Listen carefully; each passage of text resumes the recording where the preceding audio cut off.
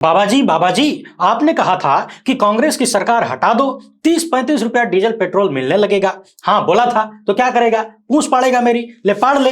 इसी तरह का जवाब बाबा रामदेव ने एक पत्रकार को दिया था जब उनसे डीजल और पेट्रोल के दाम पर सवाल कर दिया गया। तो सोशल मीडिया पर लोग कहने लगे थे कि लगता है बाबा की पूंछ कुछ ज्यादा ही लंबी हो गई है। लेकिन अभी जो खबर आई है उससे पता चल रहा है कि इस बार तो पूंछ ही नहीं बल्कि बाबा की मूंछ भी उखड़ गई है। मामला बड़ा दिलचस्प है, आनंद लेते हुए सुनिएगा। इसके साथ ही ये भी बताएंगे कि पत्रकार के सवाल पर जवाब देने की बजाय बाबा के भीतर इतनी हिम्मत कहां से आती है, ऐसे बाबाओं के भीतर, कि वो पूंछ उखाड़ लेने की धमकी देने लगते हैं। और बाकायदा आपको सबूत भी दिखाएंगे जो सवाल खड़े करता है कि क्या बाबा को बचाने के लिए गोदी मीडिया अपनी इज्जत लुटवाने के लिए तैयार हो चुका है। एनडीटीवी का एक नया कारनामा सामने आया है जिसे देखकर आप बाबा और गोदी मीडिया दोनों के चरित्र को बड़ी आसानी से समझ पाएंगे। इसके साथ ही बात करेंगे राहुल गांधी की। पनौती नाम की एक मिसाइल इन्होंने पिछले दिनों छोड़ रखी थी, उसी को लेकर दूसरा पक्ष डिस्टर्ब था कि राहुल गांधी ने एक नया ट्रिपल एक्शन मिसाइल छोड़ दिया है। जी हां, ट्रिपल एक्शन मिसाइल, यानी पनौती से एक व्यक्ति पर हमला हुआ था,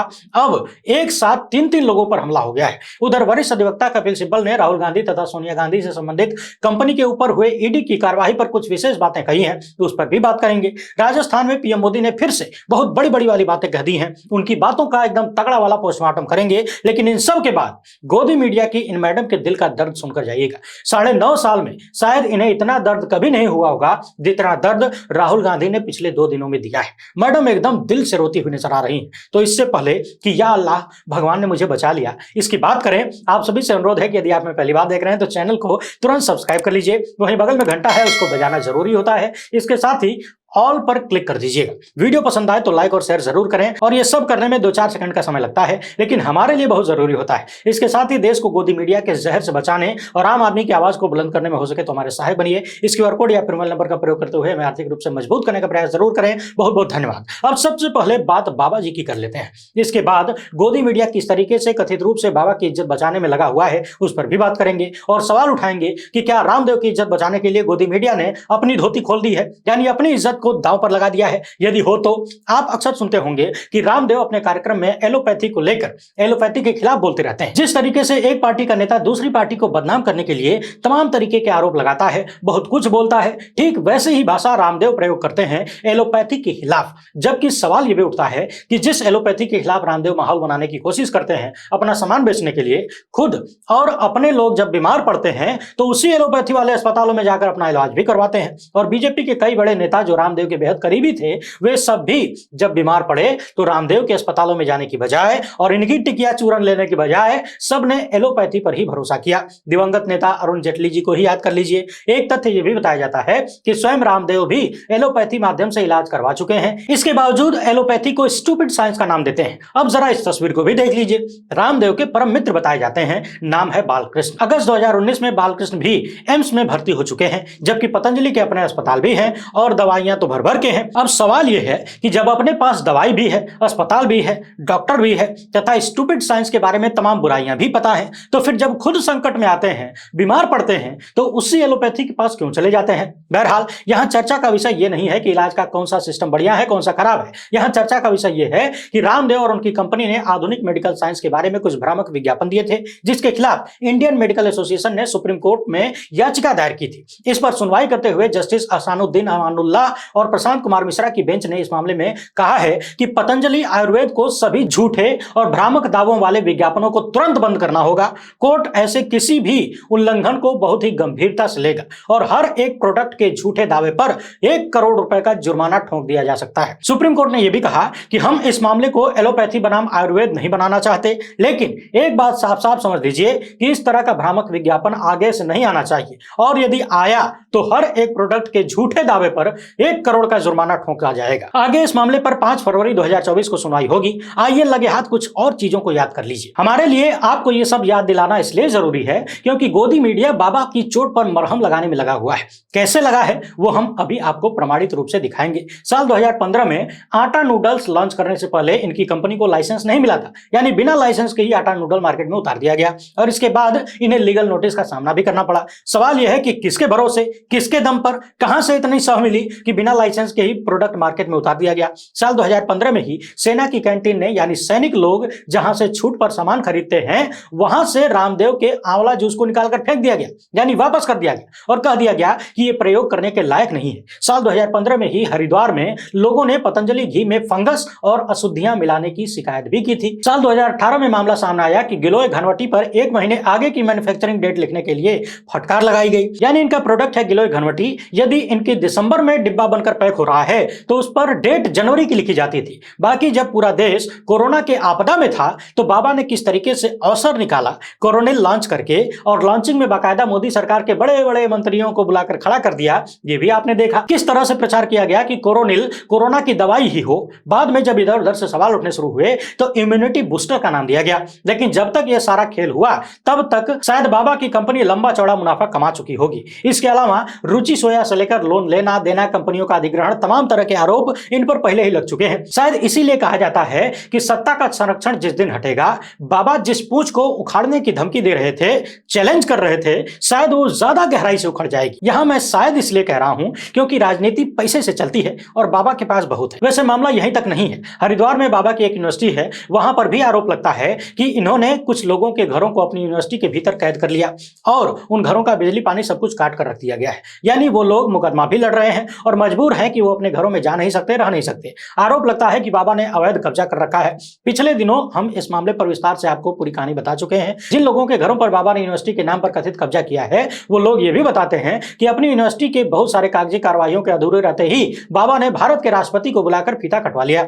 यानी रामदेव के नाम पर विवादों की कमी नहीं है। फर्जी प्रचार हो, भ्रामक प्रचार हो, जमीन कब्जे का मामला हो, या फिर महिलाएं बिना कपड़ों के भी अच्छी लगती हैं और ज्यादा अच्छी लगती हैं, इस तरह की बातें बोलने की बात हो, बाबा पर हर तरीके के आरोप लगते हैं। और सबसे बड़ा आरोप तो यह लगता है कि इनके गुरु गायब हो गए और चेले इतनी लंबी चौड़ी पहुंच रहने के बाद भी गुरु का कुछ अता पता नहीं लगा पाए। अब रामदेव के गुरु का अता पता क्यों नहीं चला, हम भी नहीं बता सकते, क्योंकि जब पता नहीं चला तो कहां से बताएंगे। जो व्यक्ति देश के प्रधानमंत्री के साथ हेलीकॉप्टर में घूमता हो, जब उसको नहीं पता तो हमें कहां से पता होगा। बहरहाल बात जब भी डीजल पेट्रोल की आती है तो प्रधानमंत्री के वादों से पहले मुझे रामदेव की याद आती है। इन्होंने कई बार यह दावा किया था कि कांग्रेस की सरकार चली जाएगी, भाजपा की सरकार आ जाएगी तो डीजल और पेट्रोल 300 रुपया 35 रुपया लीटर बिकने लगेगा। अच्छा, एक बात तो भूल ही रहे थे, इस स्क्रीनशॉट को जरा ध्यान से देख लीजिए। एनडीटीवी ने ट्विटर पर इसे शेयर किया था। यानी सुप्रीम कोर्ट ने बाबा की कंपनी को जो फटकार लगाई थी और कहा था कि भ्रामक प्रचार मत करना वरना हर प्रोडक्ट पर 1 करोड़ का जुर्माना लगा देंगे, इस खबर को ट्विटर पर एनडीटीवी के चैनल द्वारा शेयर किया गया था। लेकिन कुछ घंटों बाद जब मैंने इसे खोलने का प्रयास किया और इस वीडियो को देखने का प्रयास किया तो पता चला कि इसे डिलीट कर दिया गया है। खुल ही नहीं रहा था और इस तरह से दिखा रहा था, देख लीजिए आप भी। अब सवाल यहां पर यह है कि आखिर एनडीटीवी ने इस वीडियो को क्यों डिलीट किया होगा? क्या कहीं से कोई दबाव था या फिर कहीं से कोई लालच था? वैसे एनडीटीवी पर बाबा के प्रोडक्ट का भर भर के प्रचार आता है। सुप्रीम कोर्ट के आदेशों पर की गई रिपोर्टिंग को एनडीटीवी ने किस वजह से डिलीट किया, क्या यह सवाल नहीं उठता? और यदि डिलीट करना पड़ा तो क्या यह दोनों पक्षों पर सवाल नहीं उठाता? एक तो हमारे देश के मीडिया पर जो कि पहले से सवालों के घेरे में है, और दूसरा बाबा पर कि क्या बाबा ने लालच या दबाव डालकर वीडियो डिलीट करवाया होगा ताकि झूठा प्रचार और भ्रामक खबर फैलाने की बात आम जनता में न पहुंचे, वरना बाजार खराब हो जाएगा, प्रोडक्ट बिकने कम हो जाएंगे, मार्केट खराब हो जाएगा। ट्विटर पर जब यह वीडियो गायब हो गया तो हमने यूट्यूब पर भी देखने की कोशिश की, संबंधित वीडियो नहीं मिला। यह भी हो सकता है कि कहीं छुपा हुआ हो, हम नहीं ढूंढ पाए, आप ढूंढ लीजिएगा। हमारी व्यवस्था बहुत बड़ी नहीं है, ये तो आप जानते ही हैं। ढूंढना चाहे तो इस स्क्रीनशॉट को ध्यान से देख लीजिए। इन्हीं मैडम का वीडियो था जिसमें वो सुप्रीम कोर्ट द्वारा बाबा की कंपनी को लगाए गए फटकार के बारे में बता रही थी। हालांकि एनडीटीवी के अंग्रेजी वाले चैनल पर इससे संबंधित खबरें देखने को मिली, मगर सवाल यह है कि हिंदी वाले से क्यों मिटाया गया। वैसे यहां एक सवाल और उठता है कि एलोपैथी के बारे में भ्रामक दावा करने और अपनी दवाओं के बारे में भ्रामक प्रचार करने के मामले में यदि सुप्रीम कोर्ट डांट फटकार लगा सकता है तो यही लोग चुनाव से पहले जनता से जो वादे करते हैं, जो दावे करते हैं, जैसे कि रामदेव ने ही जो 30 रुपया 35 रुपया डीजल पेट्रोल दिलवाने की बात कही थी, इन सब के लिए कार्रवाई क्या नहीं होनी चाहिए? और देश के बड़े बड़े नेता जनता से जो बड़े बड़े दावे करके आ जाते हैं, वादे करके कुर्सी पा लेते हैं, तो कुर्सी पाने के बाद भूल जाते हैं, क्या उनकी भी कोई जवाबदेही तय नहीं की जानी चाहिए? इन सब पर अपना जवाब कमेंट बॉक्स में जरूर लिखिएगा। आइए अब पहले राहुल गांधी की बात कर लेते हैं, इसके बाद पीएम मोदी की तगड़ी वाली चर्चा करेंगे, उसे ध्यान से देखिएगा और मैडम को भी तो सुनना है, उन्हें सुनकर ही जाइएगा। पिछले दिनों गुजरात के अहमदाबाद स्थित नरेंद्र मोदी स्टेडियम में भारत और ऑस्ट्रेलिया के बीच फाइनल क्रिकेट मैच खेला गया। इसमें भारत की हार हुई, लेकिन इस मैच से पहले ही जैसे ही यह खबर आई कि पीएम मोदी ये मैच देखने जा सकते हैं, सोशल मीडिया पर यह चर्चा होने लगी और लोग लिखने लगे कि इनको नहीं जाना चाहिए। बहुत सारे लोग पनौती लिखने लगे, कहने लगे कि यदि ये जाएंगे तो संकट में आ जाएगा मैच, पनौती लग जाएगा। हालांकि हम इन बातों का किसी भी रूप में समर्थन नहीं करते और जब मैच हुआ, भारतीय टीम हार गई, तब सोशल मीडिया पर पनौती शब्द की बाढ़ सी आ गई। ट्विटर से लेकर तमाम सोशल मीडिया प्लेटफॉर्म पर यह ट्रेंड करने लगा। लेकिन जैसे ही लग रहा था कि यह पनौती धीरे धीरे शांत हो जाएगा, इसकी चर्चा कम हो जाएगी, राहुल गांधी ने उसमें आग लगा दी। एक कार्यक्रम के दौरान इन्होंने कह दिया कि अच्छा खासा हमारे लड़के मैच जीत जाते, लेकिन पीएम ने जाकर उसमें पनौती लगा दिया और मैच हरवा दिया। राहुल गांधी ने पीएम का मतलब पनौती मोदी भी कह दिया। अब जब से यह बात सामने आई है, फिर से पनौती चर्चा में आ गया। सवाल यह भी उठ रहा है कि राहुल गांधी को इस स्तर पर उतारने के लिए जिम्मेदार कौन है। राहुल गांधी ने यह बोलकर सही किया या गलत किया, यह अलग से चर्चा का विषय है, मगर फिलहाल सवाल यह है कि राहुल गांधी को इस स्तर पर उतारने के लिए जिम्मेदार कौन है। जब सामने से लगातार बिना किसी सीमा की परवाह किए कुछ भी बोल दिया जाता हो, तो शायद राहुल गांधी को यह एहसास हुआ कि अब उन्हें भी बिलो द बेल्ट जाना पड़ेगा, मगर इसके बावजूद यह अच्छे संकेत नहीं है। राहुल गांधी ने अपने कार्यक्रम में यह भी कहा कि जिस तरीके से पीएम मोदी क्रिकेट में हार के बाद खिलाड़ियों से मिल रहे थे ड्रेसिंग रूम में जाकर, उसी तरह से एक वक्त में ओलंपिक खेलने वाले खिलाड़ियों से भी मुलाकात की थी, उन्हें अपने घर का बताया था, अपने घर का सदस्य बताया था। लेकिन जब महिला पहलवानों ने भाजपा सांसद पर यौन शोषण का आरोप लगाया, जब ये महिलाएं प्रधानमंत्री से मदद की गुहार लगा रही थी, तो प्रधानमंत्री गायब हो गए। वैसे एक बात और ध्यान देने वाली है, अहमदाबाद में क्रिकेट टीम से मुलाकात के दौरान पीएम मोदी ने खिलाड़ियों को न्योता दिया कि दिल्ली आना तो मुलाकात होगी, मैं तुम्हें न्योता दे रहा हूं। इसके बाद से चर्चा यह भी शुरू होने लगी कि ये खिलाड़ी दिल्ली जाकर यदि प्रधानमंत्री से मिलते, राहुल गांधी ने प्रधानमंत्री को पनौती कहा है, तो कहीं ऐसा न हो कि बैकफायर कर जाए। लेकिन जैसा कि कल मैंने फेसबुक पर लाइव वीडियो में कहा था, वैसे फेसबुक पर मैं लाइव रोज जुड़ता हूं शाम को किसी भी समय, तो आप लोग चाहें तो वहां लाइव हमसे बातचीत कर सकते हैं। मैंने कहा था कि पनौती शब्द राहुल गांधी का दिया हुआ नहीं है और ना ही कांग्रेस पार्टी का दिया हुआ है। कुछ साल पहले तक बीजेपी के नेता, गोदी मीडिया और आईटी सेल राहुल गांधी के लिए पप्पू शब्द का इस्तेमाल करते थे। यह इस्तेमाल तब तक हुआ जब तक इन्हें इससे फायदा हो रहा था, लेकिन भारत जोड़ो यात्रा के बाद से सबने राहुल गांधी के लिए पप्पू शब्द का इस्तेमाल करना बंद कर दिया या फिर बेहद कम कर दिया, क्योंकि अब उसका बैकफायर होने लगा। ठीक इसी तरह से कुछ समय पहले जब प्रधानमंत्री मोदी के बारे में कोई गलत टिप्पणी किसी पार्टी के नेता की तरफ से आती थी, तो वो बैकफायर होती थी और उसका फायदा पीएम मोदी को और भाजपा को मिलता था। लेकिन पिछले कुछ सालों में, 1-1.5 साल में स्थिति ऐसी हो गई है कि पीएम मोदी पर आरोप लगाने, कटाक्ष करने या उनकी चुटकी लेने वाले को नुकसान के बदले फायदा होने लगा है। और इतना ही नहीं, प्रधानमंत्री मोदी भी जब विक्टिम कार्ड खेलने की कोशिश करते हैं तो उनका ही नुकसान हो जाता है, बल्कि विपक्षी पार्टियों को फायदा होने लगता है। यानी स्थितियां अब पलट चुकी हैं। जो स्थिति पहले पीएम मोदी को लेकर पॉजिटिव थी, अब वो स्थिति राहुल गांधी को लेकर पॉजिटिव हो गई है। अब कहानी ऐसी होने लगी है कि राहुल गांधी के बारे में गलत बोलने पर जनता लखेद लेती है और पीएम मोदी के बारे में यदि सवाल किया जाए या चुटकी ली जाए तो उसे पसंद करने लगे। और ये जो पनौती शब्द है, इसके साथ खास बात यह है कि ये जनता का दिया हुआ नाम है, इसे राहुल गांधी ने लपक लिया है। ये कांग्रेस या राहुल गांधी का दिया हुआ नाम नहीं है। तो इतना तो तय है कि इस मामले में कांग्रेस और राहुल गांधी को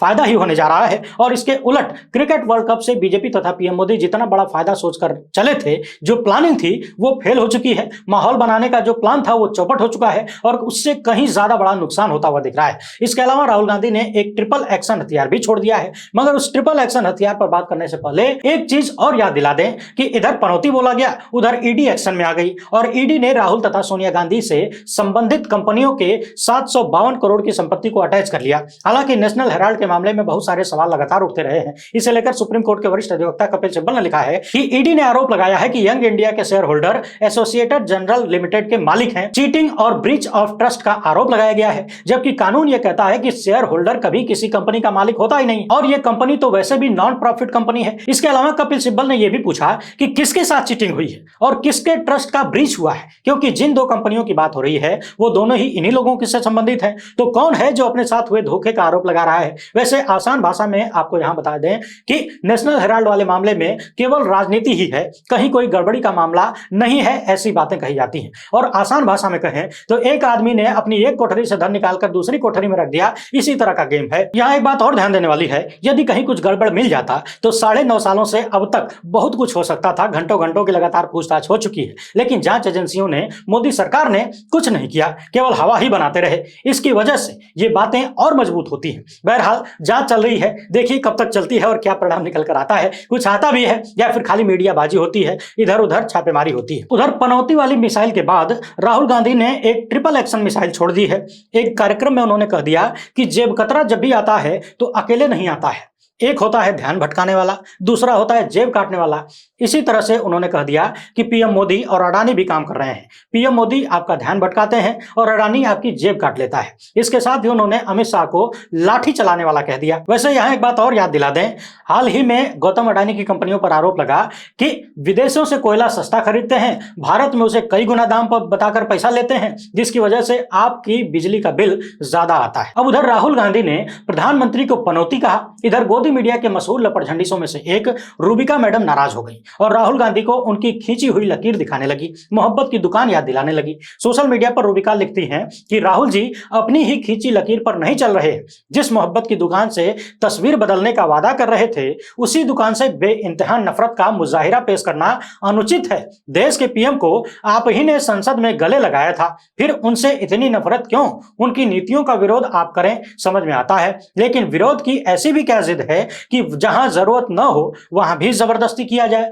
सर आप कहेंगे तो असर पड़ेगा, ये पूछेंगे तो भूकंप आ जाएगा, ये कहेंगे तो ट्रेंड कर जाएगा। एक लीडर को ऐसे तमाम सुझाव आते होंगे, लेकिन कुछ तालियों के लिए हर सुझाव मान लेना आपके लिए हानिकारक और सामने वाले के लिए लाभदायक सिद्ध हो सकता है। इतिहास तो यही कहता है। यानी राहुल गांधी को ज्ञान देने के साथ साथ अपना दर्द बयां करने के साथ साथ रूबिका लियाकत ने यह भी याद दिला दिया कि आपने पूर्व में जब भी इस तरह की बातें कही हैं तो आपको नुकसान हुआ है और प्रधानमंत्री मोदी को फायदा हुआ है। जो बात अभी थोड़ी देर पहले मैंने कही थी कि अब परिस्थितियां पलट चुकी हैं, शायद रूबिका मैडम या तो उसको ध्यान नहीं दे रही हैं या फिर उसको भुलवाने की कोशिश कर रही हैं। बाकी मैडम को ये बातें यानी पनौती शब्द इतना बुरा क्यों लग रहा है ये बताने की जरूरत तो है नहीं। सवाल यह भी उठता है कि जब पिछले दिनों पीएम मोदी ने राहुल गांधी को मूर्खों का सरदार कहा, इशारों में तथा आलू से सोना वाली बात याद दिलाई, कांग्रेस अध्यक्ष मल्लिकार्जुन खड़गे पर अपने मरे हुए पिता को गाली देने का झूठा आरोप लगाया, तब क्या रूबिका लियाकत को ये सारी बातें बुरी लगी थी? तब क्या रूबिका लियाकत ने प्रधानमंत्री को याद दिलाया कि आप इस देश के प्रधानमंत्री हैं, ऐसे मत बोलिए? अब दिल में दर्द हुआ है तो निकलेगा ही। मैडम ने उसे ट्विटर पर निकाल दिया।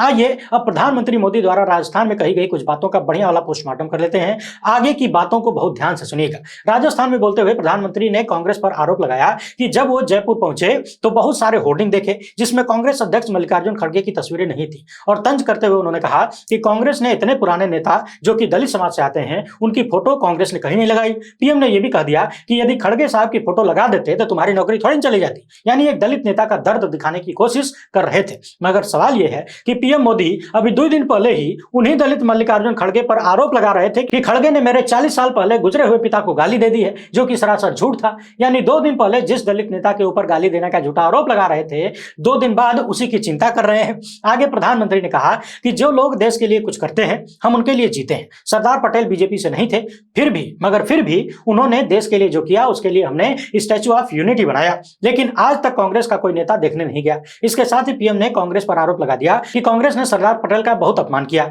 इसका आधार क्या है? शायद इसका जवाब बीजेपी वाले भी न दे पाए, देंगे भी तो उसका कोई आधार नहीं मिलेगा, क्योंकि ये पूरी तरह से हवा ही नजर आता है। मगर थोड़ी देर के लिए यदि इसे सच भी मान लिया जाए कि चलिए छोड़िए कांग्रेस ने अपमान किया, प्रधानमंत्री मोदी ने सरदार पटेल को बहुत सम्मानित किया, तो जिस सरदार पटेल ने भारत को स्वरूप दिया, जिसने भारत का आकार दिया, उनकी मूर्ति बनाने के लिए आत्मनिर्भर भारत क्यों नहीं याद आया? उसे बनाने का ज्यादातर टेंडर चीनी कंपनियों को क्यों दिया गया? वो चीन जो आए दिन हमारे देश में हमारी जमीन हड़प कर बैठा है। यानी अलग अलग रियासतों को अलग अलग हथकंडा अपनाकर किस तरीके से देश में मिलाने वाले पटेल जी की मूर्ति बनाने का टेंडर उस देश को दिया जाता है जो देश हमारी ही जमीन को हड़प कर बैठ जाता है। इसके अलावा अहमदाबाद में जो क्रिकेट स्टेडियम था अभी हाल ही में जहां पर वर्ल्ड कप का फाइनल मैच खेला गया, जहां से पनौती शब्द ट्रेंड करने लगा, उसका नाम सरदार पटेल के नाम पर रखा गया था, लेकिन साल 2021 में नाम बदलकर नरेंद्र मोदी स्टेडियम कर दिया गया। तो क्या यह सवाल नहीं उठता कि आप सरदार पटेल का सम्मान कर रहे हैं या फिर उनका नाम मिटाकर अपमान कर रहे हैं और खुद का नाम कर रहे हैं? इसके साथ ही प्रधानमंत्री मोदी ने यह भी कह दिया कि कांग्रेस में जो भी गांधी परिवार के खिलाफ बोलता है उसकी राजनीति गड्ढे में चली जाती है। जिसने भी गांधी परिवार के खिलाफ बोला वो मरा समझो। अब सवाल ये उठता है कि लाल कृष्ण आडवाणी की राजनीति को खड्डे में किसने डाला? मुरली मनोहर जोशी की राजनीति का क्या हुआ? सुषमा स्वराज जो कि मोदी सरकार पार्ट 1 की सबसे कद्दावर मंत्रियों में से एक थी, उन्हें दोबारा टिकट क्यों नहीं दिया गया? छत्तीसगढ़ में 15 सालों तक लगातार मुख्यमंत्री रहे रमन सिंह की राजनीति को खड्डे में किसने डाला? कर्नाटक में बीजेपी के बड़े नेता कहे जाने वाले बीएस येदियुरप्पा को किसने किनारे लगाया? मध्य प्रदेश में शिवराज सिंह चौहान को हाल फिलहाल में कौन दरकिनार कर रहा है, किनारे लगा रहा है। राजस्थान में वसुंधरा राजे की राजनीति किसके इशारे पर खड्डे में ढकेली जा रही है। कितना अच्छा होता यदि इन सारे सवालों का जवाब देने के बाद दूसरों पर आरोप लगाया जाता। वैसे इस बारे में आप क्या सोचते हैं, अपनी राय कमेंट बॉक्स में जरूर लिखिएगा। वीडियो पसंद आई हो तो लाइक और शेयर जरूर करें। पहली बार देख रहे हैं तो चैनल को सब्सक्राइब कर लीजिए। फिलहाल इतना ही। हमसे जुड़ने के लिए बहुत बहुत धन्यवाद। जय हिंद।